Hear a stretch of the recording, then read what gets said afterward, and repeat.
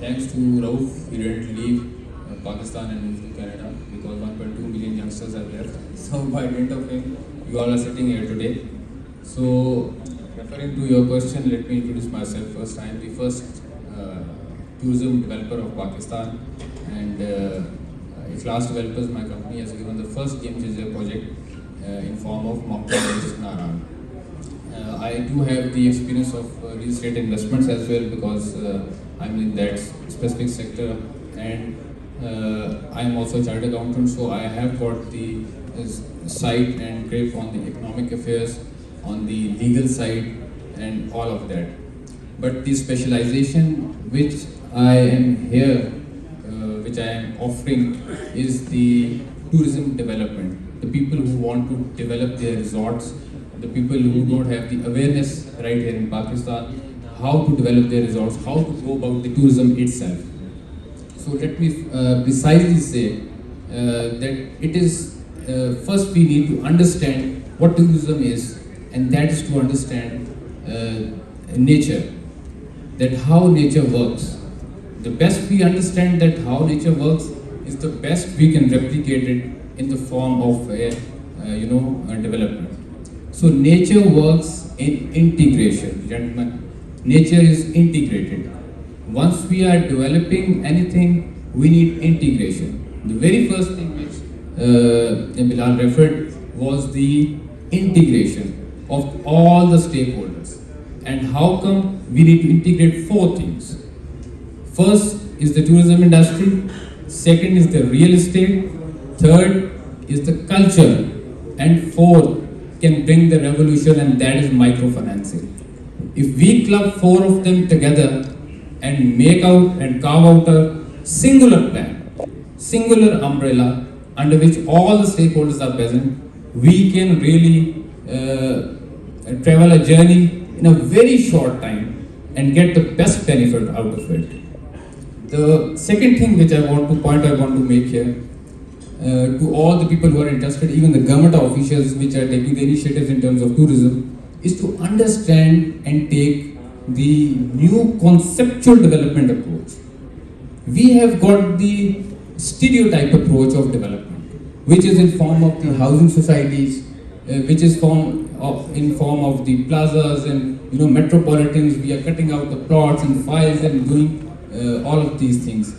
These do not reflect, they are counterproductive once we move towards the north, even on the coastal belt, since the coastal belt is vacant and the environment is not feasible. But once we move to north, we need to adopt new conceptual development approach. What do I mean by conceptual development approach? Is rightly replicated in the integrated tourism zones which the KP government has initiated, in which we do the town planning. The very first thing is the conceptual town planning. As we have got the diverse terrain structure, कहीं पे हमारे पास greenery है, कहीं पे हमारे पास barren पहाड़ हैं, कहीं पे हमारे पास steep slopes हैं, lakes हैं, तो हर जगह के ऊपर हमें एक different concept को devise करना होता है. ये नहीं कि जाते सारी जाके वहाँ पे ईंटें लगाएं और लैंड से लैंड जुड़ी हुई है, कोई इकोलॉजी सारी को हमने डिस्टर्ब कर दी है, कोई प्रिजर्वेशन नहीं है. और एक बेसिक टाउन प्लानिंग की एब्सेंस जो पाकिस्तान के अंदर है, वो 1001 मसाइल उसकी वजह से आते हैं.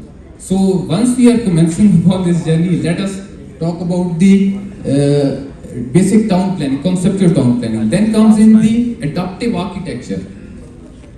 Whenever we are moving in the tourism industry, always remember that it is the environment which is going to dictate us, not our statistics which are going to dictate us कि हमने ये होटल बनाना है तो हमें इतने rooms चाहिए. No, it is the environment which we conceive and then interpret the environment and carve out our final product.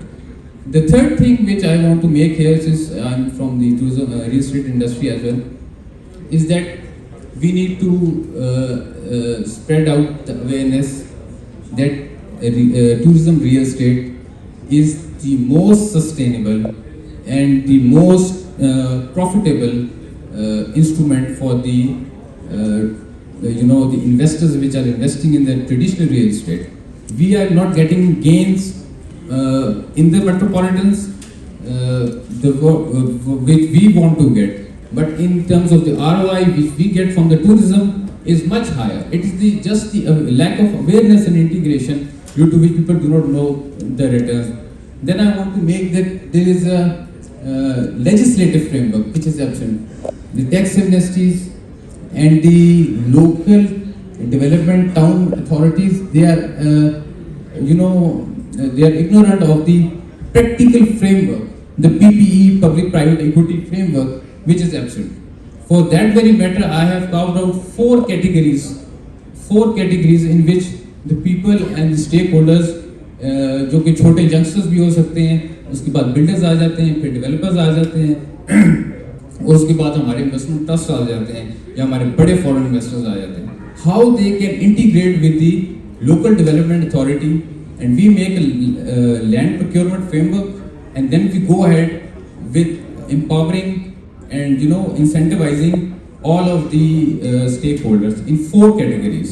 उसके अंदर वो integrate होते हैं और फिर they can move ahead. So this is my experience which I have shared with you. You have brilliantly explained the overall concept.